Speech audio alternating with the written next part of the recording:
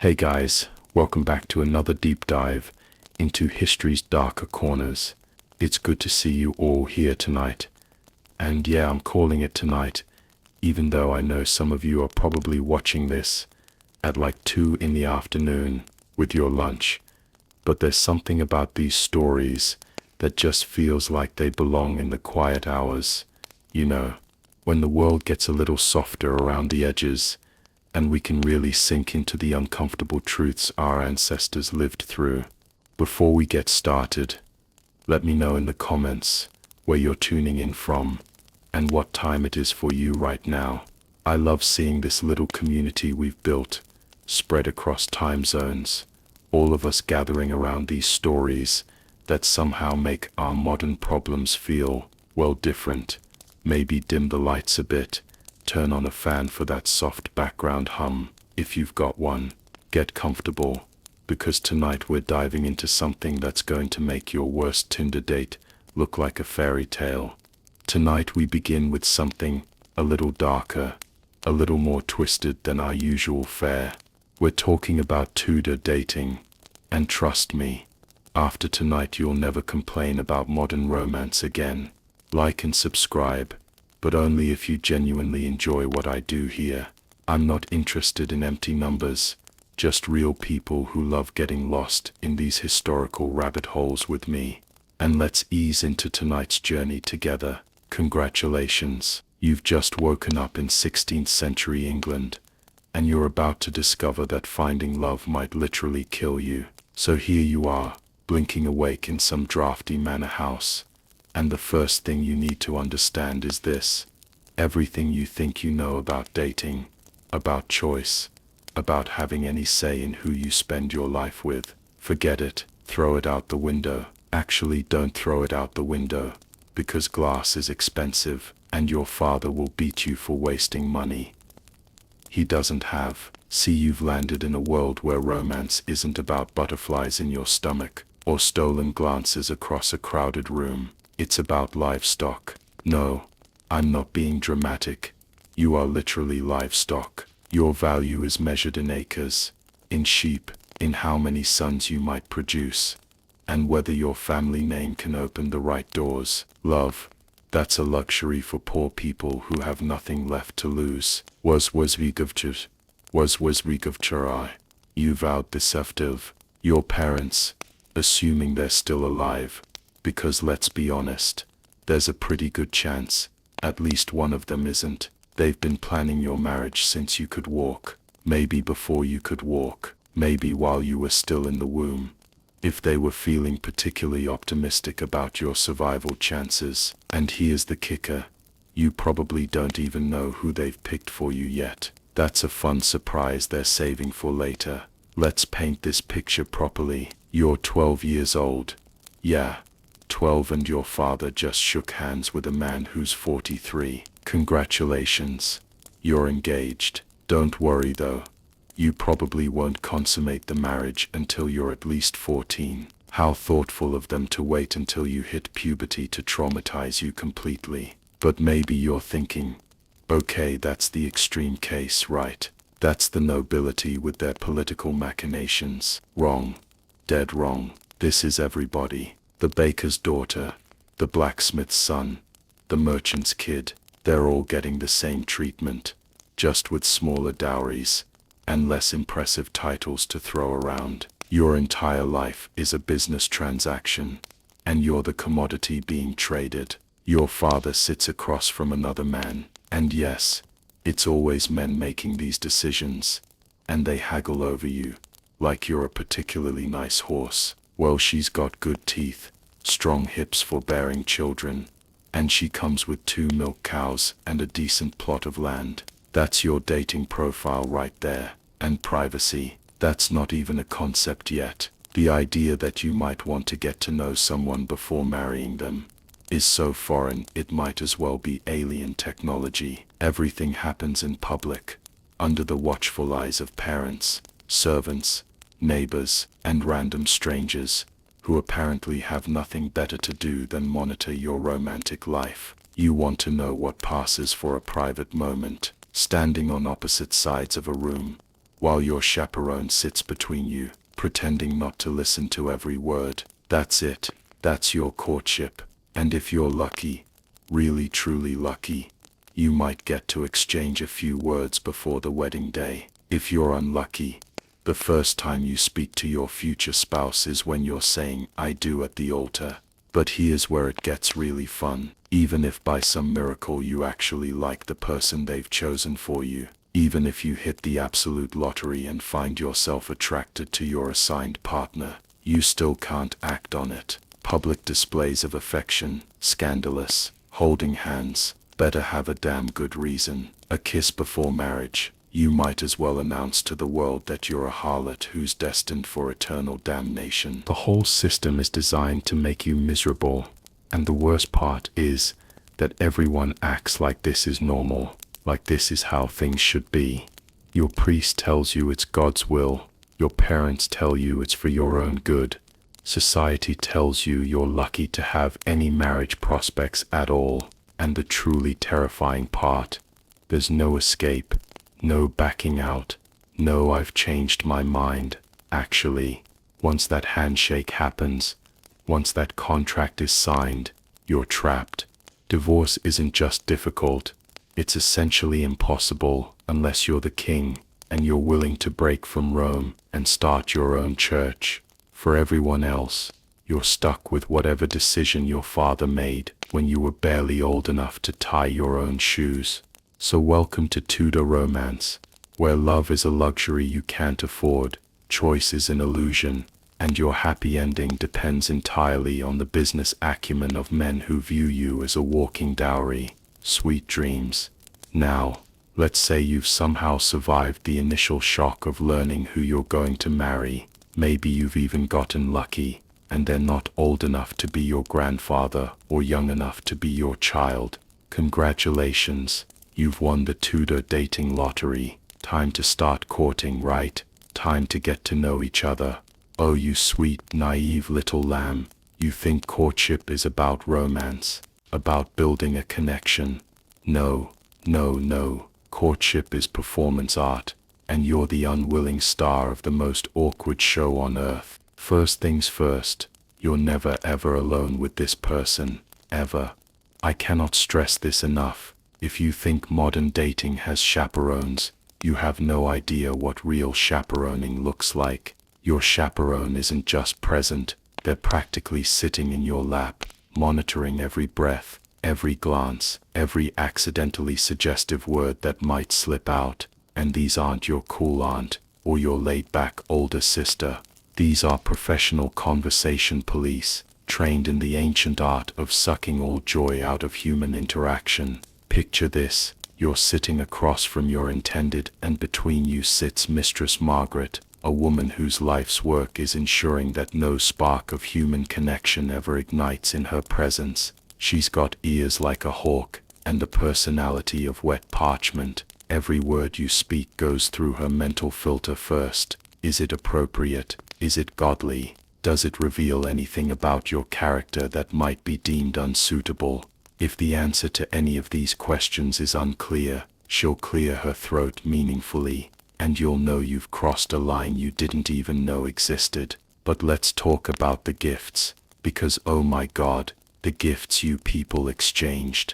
And when I say gifts, I don't mean flowers or chocolates or even a nice piece of jewelry. I'm talking about teeth, human teeth, someone's actual tooth, probably pulled out of their head while they were still conscious, wrapped up like it's the crown jewels, and presented as a token of affection. And that's not even the weirdest one. Hair was big, not like a lock of hair tied with a ribbon, though that happened too, but elaborate hair jewelry, bracelets made from your beloved's hair, rings with hair woven into intricate patterns, entire portraits, made from different colored hair collected from various body parts. Imagine getting a necklace made from someone's armpit hair, and having to act grateful about it. Dead animals were also popular, and I don't mean hunted game presented as a practical gift. I mean small decorative dead animals, a perfectly preserved songbird perhaps, or a particularly attractive rodent, all stuffed and mounted for your viewing pleasure. Nothing says I love you quite like a decomposing squirrel arranged in a dancing pose. Now, if you could write, and that's a big if, because literacy was about as common as dragons, you might exchange love letters, but even these weren't private. First, you probably needed someone else to write them for you, which means sharing your deepest feelings with some scribe who's probably judging your romantic prose. Then you need someone to deliver them, and that person is definitely reading them. And finally, your beloved probably needs someone to read them aloud, so now half the household knows you think their eyes are like the morning dew upon a summer rose, or whatever poetic nonsense you've managed to cobble together. But here's where it gets really good. These letters couldn't be direct. Oh no, that would be scandalous. Everything had to be in code, wrapped in metaphor, buried under layers of religious imagery and classical references that half the time nobody understood anyway. You couldn't say I think you're attractive. You had to say something like your countenance doth illuminate my soul as the blessed sun doth warm the earth in springtime, and I am but a humble flower seeking to turn my face toward your divine radiance. And everyone knew the code. Everyone, your parents, the servants, random neighbors, they all knew that when you compared someone to the sun, you were basically saying you wanted to jump their bones. Privacy was not just dead, it had never been born. Then there were the public displays. Court was like a reality TV show, except the cameras were human eyes, and the producers were people who wanted to use your personal life for political gain. Every interaction was scrutinized, analyzed, and gossiped about. Did he bow deeply enough? Did she curtsy with proper enthusiasm? Did they stand too close during the dance? Did their hands linger a moment too long during the formal greeting? And dancing. Oh, the dancing. This was basically the closest you'd get to physical contact before marriage. And everyone knew it. The dance floor was where Victorian-level sexual tension went to die a slow public death. You'd spend weeks learning the proper steps, the correct hand positions, the appropriate level of eye contact. Too little, and you seemed disinterested. Too much, and you were obviously a wanton harlot, with no moral compass. The worst part, the handkerchief game. This was an actual thing, people. Dropping handkerchiefs and having them returned was like a complex mating ritual that required a PhD in textile communication. The way you dropped it, where it landed, how quickly it was returned, whether it was returned directly or through an intermediary. All of this meant something. Entire relationships lived and died by handkerchief protocol. Welcome to romance, Tudor style, where every gesture is a performance, and every performance is being judged by an audience who has nothing better to do with their time than monitor your tragic attempts at human connection. Okay, so you've survived the gift exchange of horrors and managed to navigate the handkerchief politics without accidentally proposing marriage or declaring yourself a heretic. Now comes the really fun part, the physical reality of Tudor romance. And when I say fun, I mean you're about to discover that everything you thought you knew about basic human hygiene was wrong. Let's start with the obvious. You stink. Not like, oh, I should probably shower stink. I'm talking about a smell so profound, so layered and complex, that it could probably be studied by scientists. If scientists existed, and if they weren't also completely rank. You bath maybe once a month, if you're wealthy, once a season if you're not, and never if you're unlucky enough to be born during one of those periods when doctors decided that water was actually bad for you. And your breath is a weapon of mass destruction. Most of your teeth are either missing, rotting, or so loose they move when you talk. Dental hygiene consists of rubbing your teeth with a cloth, if you remember, maybe chewing on some herbs, if you can afford them. Sugar is just becoming popular among the wealthy, which means their teeth are dissolving even faster than everyone else's. Imagine trying to have a romantic conversation when every word might literally cost you a tooth. But here's where it gets really medieval. Sorry, Tudor, the medical advice you're getting about romance and sexuality. Oh boy, the things these people believed about human bodies would be hilarious if they weren't so terrifying. Let's talk about the female body first, because Tudor medical understanding of women was basically mysterious demon magic that sometimes produces babies. Doctors believed that women were just incomplete men, like evolution had started working on them but gotten distracted halfway through. Your womb, they called it a wandering womb, was apparently an independent creature living inside you that could travel around your body causing hysteria. Literally, that's where the word comes from. If you were having trouble conceiving, and remember, your entire value as a human being depended on producing male heirs, the medical advice was spectacular: bloodletting, because obviously you needed less blood to make a baby. Special diets consisting entirely of things that would probably kill you today.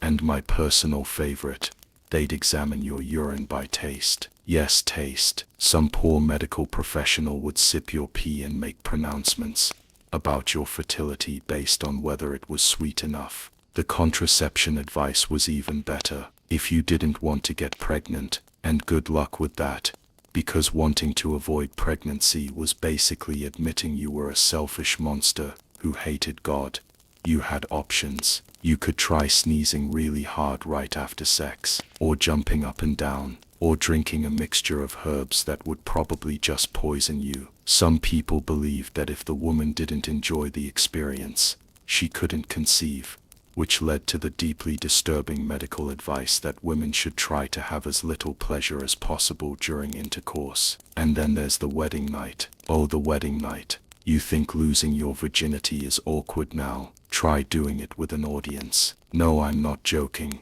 The bedding ceremony was a real thing, and it was exactly as horrible as it sounds. After your wedding, a crowd of wedding guests would literally escort you and your new spouse to your bedroom, strip you both down, or at least partially, and tuck you into bed together like your children at a sleepover. Then they'd stand around making jokes and offering advice while you tried to figure out what the hell you were supposed to do next. But wait, it gets worse. In some cases, witnesses were required to stay and confirm that the marriage had been consummated. They needed proof that the deed had been done, because apparently a marriage wasn't legally binding until there was evidence of sexual activity. Imagine trying to perform sexually with your weird Uncle Jeffrey standing in the corner, taking notes, and speaking of sexual activity. Let's talk about what you actually knew about sex. If you were a woman, the answer was probably nothing. If you were a man, the answer was probably wrong. Sex education consisted of whatever whispered rumors you could gather from older siblings or servants, combined with whatever your mother told you in the most euphemistic terms possible on your wedding day. The result was that most people stumbled into their wedding night with about as much understanding of human sexuality as they had of advanced mathematics, which is to say, none at all. Oh, and let's not forget the diseases. Syphilis was having its moment in Tudor England, spreading through the population like wildfire. The treatment, mercury. They would literally poison you with mercury, which caused your hair to fall out, your teeth to loosen even more than they already were, and your brain to slowly dissolve. But hey, at least you might not have syphilis anymore. You might also not have a functioning nervous system, but priorities, right? The sexual health advice was a masterpiece of ignorance and superstition. Men were told that too much sex would drain their vital essence and kill them. Women were told that enjoying sex would make them barren or possibly possess them with demons. And everyone was told that most sexual positions were sinful and would result in deformed babies or eternal damnation. So there you are, on your wedding night, surrounded by strangers, smelling like a medieval garbage dump, with rotting teeth and no idea what you're doing. About to engage in an activity that might kill you, definitely won't be enjoyable, and could result in 9 months of pregnancy that has a pretty decent chance of killing you anyway. Romance is dead, and the Tudors are the ones who killed it. Alright, we've made it to the big day, your wedding day, the day every little girl dreams about, right? Well, if your dreams involve being treated like a prize heifer at auction, while your father haggles over your final selling price, then congratulations, you're living the Tudor dream. Let's start with your wake-up call on wedding morning. If you're lucky, you get woken up by your mother or sisters. If you're unlucky, you get woken up by the sound of your father and future father-in-law arguing over the dowry terms, because apparently they couldn't agree on your exact monetary value until the very last minute. Nothing says special day like listening to grown men debate whether you're worth 3 sheep or 4. Your wedding dress, forget everything you've seen in movies. You're not wearing white, that won't become a thing for centuries. You're wearing whatever's the most expensive thing your family owns, which might be a nice brown wool if you're middle class, or a hand-me-down from a dead relative if you're not. And it probably doesn't fit properly because it was made for someone else, but that's fine, because you're going to be so nervous you won't eat for days anyway. The ceremony itself is a legal transaction, disguised as a religious service. You're standing there in front of God, your families, and half the neighborhood, promising to obey your husband in all things, until death do you part, and when they say all things, they mean all things. You're legally becoming his property, like a particularly expensive piece of furniture that can bear children. Your vows aren't personal declarations of love, they're contractual obligations. You're promising to be bonny and buxom at bed and at board, which sounds cute until you realize it's legally binding language that means you have to be sexually available and pleasant at meals for the rest of your life. Your husband meanwhile promises to provide for you, which is generous of him, considering you're bringing him land, money, and reproductive services. But here's the really fun part. You might not even understand what you're agreeing to. If you're one of the many people who can't read, these vows are just sounds you're repeating. You could be promising to sacrifice your firstborn to the moon goddess, for all you know. But everyone's nodding approvingly, so you assume it's fine. The reception is where things get really uncomfortable. This isn't a party for you. It's a networking event for your families. Every conversation is political. Every toast is calculated.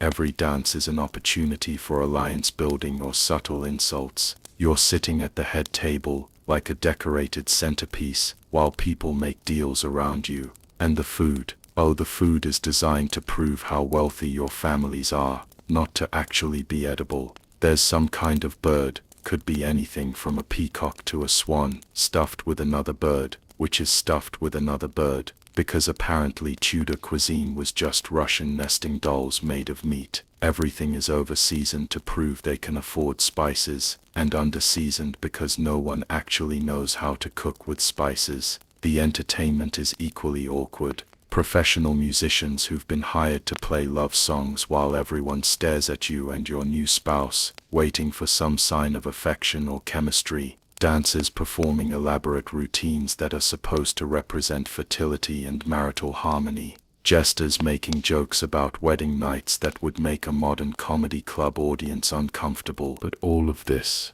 the ceremony, the feast, the entertainment, it's all just the opening act. The main event is the bedding ceremony, and everyone knows it.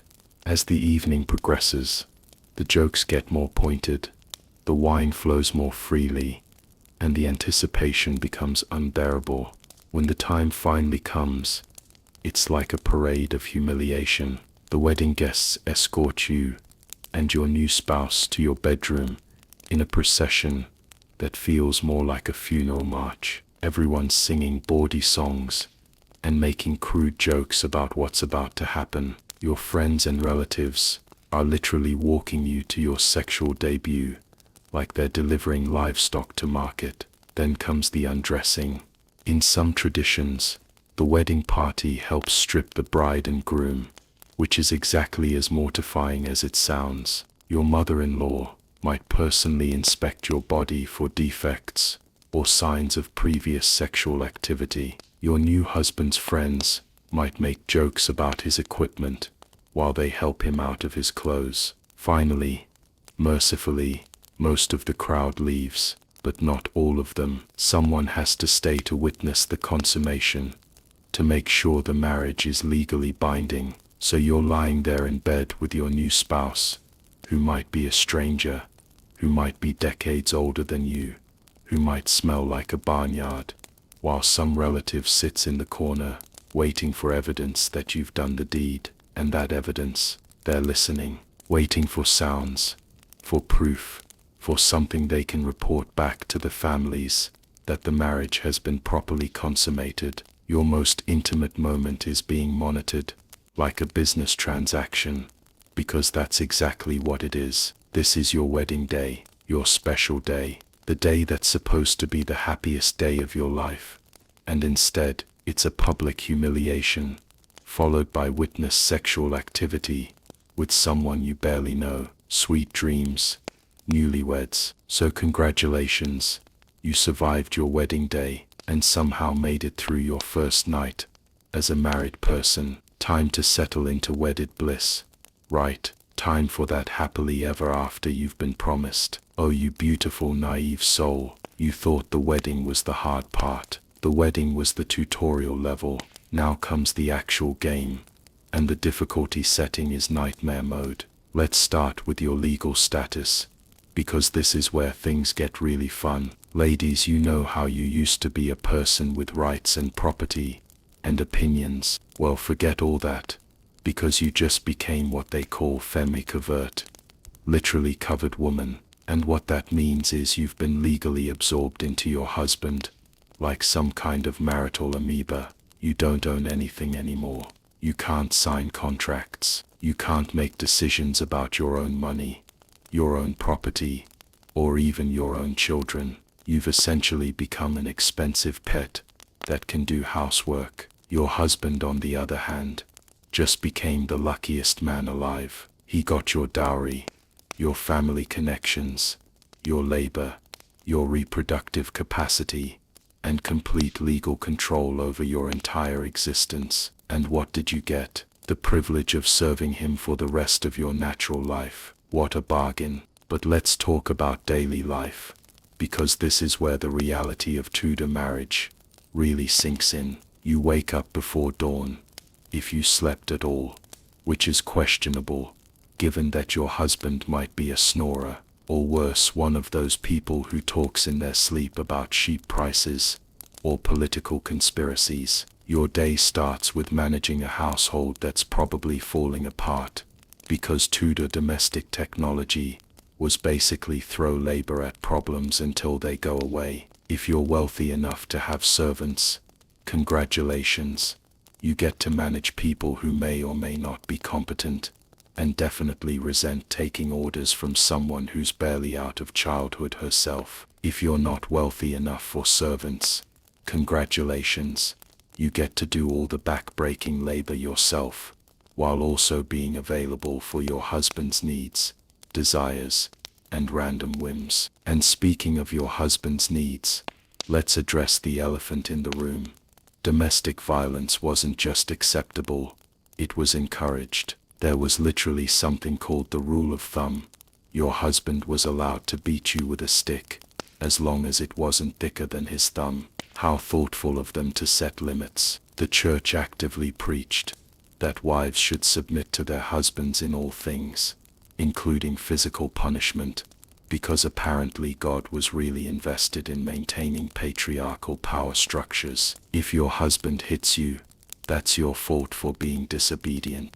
If he drinks away the family money, that's your fault for not managing him properly. If he sleeps with other women, that's definitely your fault for not being attractive or available enough. You're responsible for his behavior, his happiness, his success, and his failures. But you have absolutely no power to actually influence any of these things. Now let's talk about the reproductive pressure, because oh boy, this is where Tudor marriage really shows its true colors. Your primary job, your only real job, is to produce sons, not children. Sons, daughters are acceptable as backup options, but sons are the goal. And if you can't produce sons, or if you can't produce children at all, you're not just a disappointment, you're a failure.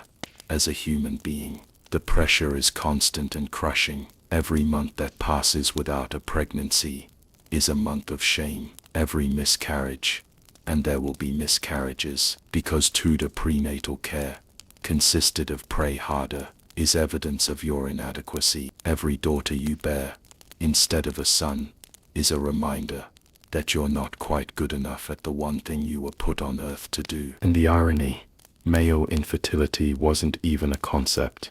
If there were no children, it was automatically the woman's fault.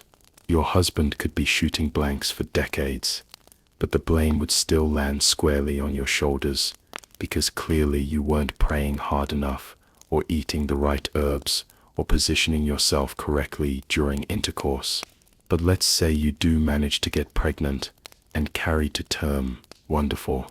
Now you get to experience Tudor childbirth, which had roughly the survival rate of a medieval battle.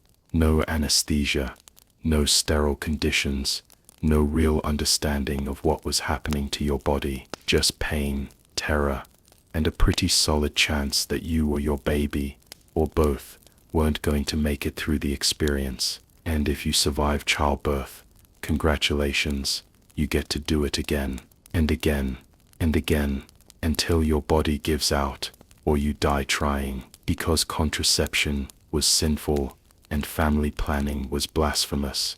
So you're basically a breeding machine, until menopause or death, whichever comes first.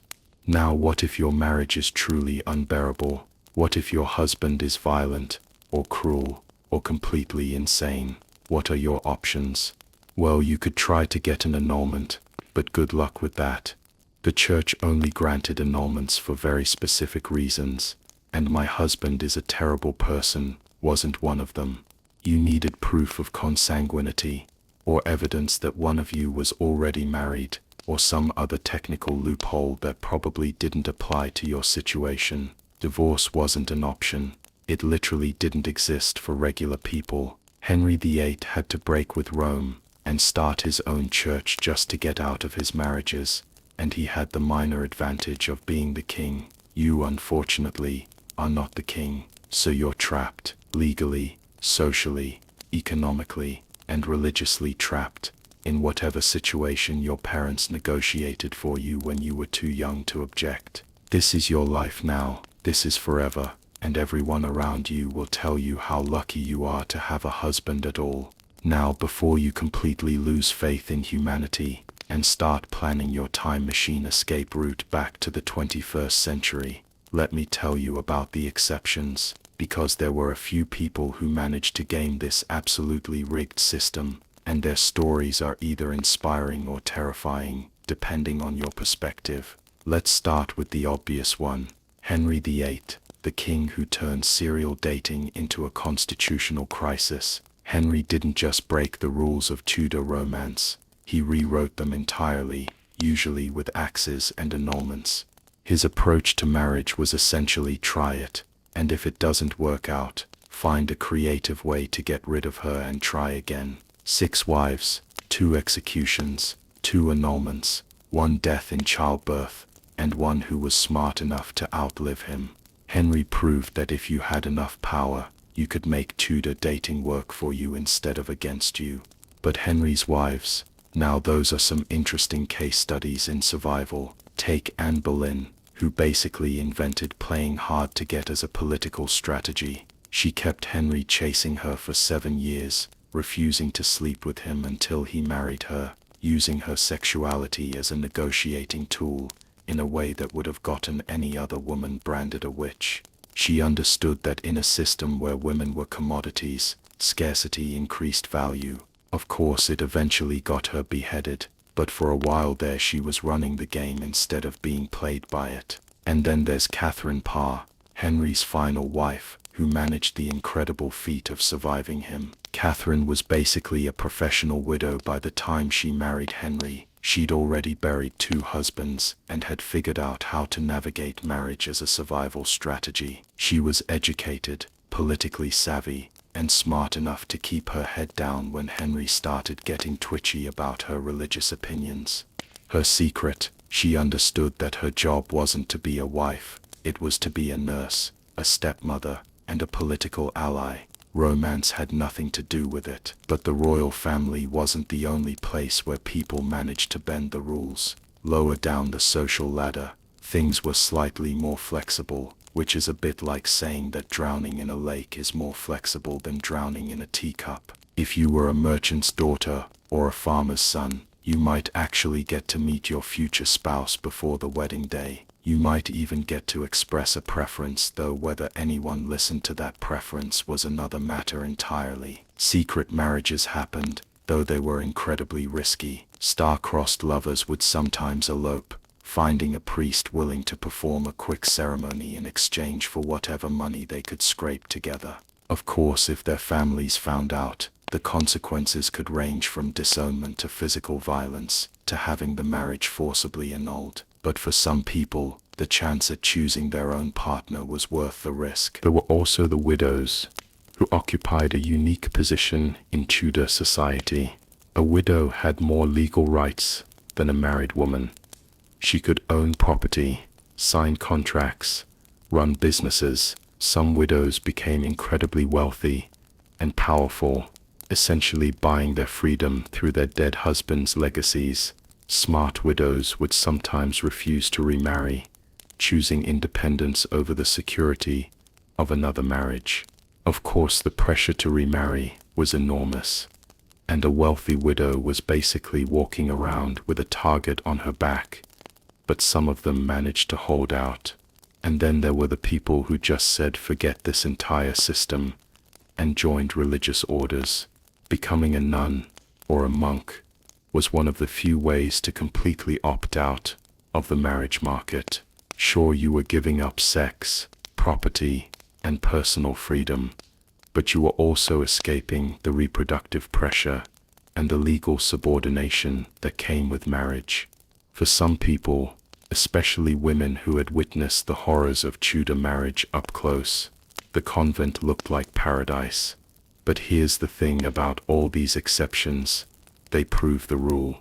The fact that we remember these stories, that they're remarkable enough to be worth telling, shows just how rare they were. For every Anne Boleyn who managed to manipulate a king, there were thousands of anonymous women who were married off at 12 and died in childbirth at 20. For every successful merchant who married for love, there were hundreds who were trapped in loveless arrangements that served their family's business interests. The exceptions don't make the system any less horrific. They just remind us that even in the darkest times, some people manage to find ways to fight back, to carve out tiny spaces of agency and choice in a world designed to deny them both. And here we are, back in our modern world, where the worst thing about dating is probably someone not texting you back or showing up 20 minutes late to dinner. Take a moment to appreciate that. Seriously, the next time you're swiping through a dating app, complaining about how shallow modern romance has become, remember that you have something the Tudors could never even dream of: choice. You get to choose who you talk to, who you go out with, who you sleep with, and who you marry. You can say no, you can change your mind, you can leave. If things don't work out, you can prioritize your own happiness, your own goals, your own life. These are revolutionary concepts that took centuries to develop, and they're so normal to us now that we barely think about them. So thanks for taking this journey with me tonight, for diving into this particular corner of historical horror and coming out the other side. I hope you'll stick around for more stories like this. There's so much dark, fascinating, completely bonkers stuff hidden in history's shadows, and I love exploring it with people who appreciate just how wild the past really was. Let me know in the comments what period you'd like to dive into next. Medieval medicine, Victorian mourning rituals, the absolutely unhinged world of ancient Roman dinner parties. I'm always taking requests from this incredible community we've built here, and if you genuinely enjoyed tonight's deep dive, if it made you think or laugh, or feel grateful for modern plumbing and human rights, then yeah, hit that subscribe button, but only if you mean it. I'd rather have a small group of people who are genuinely interested in these stories than a bunch of empty numbers. Until next time, sleep well, and maybe give your partner an extra hug tonight. You chose each other, and that's pretty amazing when you think about it. Sweet dreams, everyone.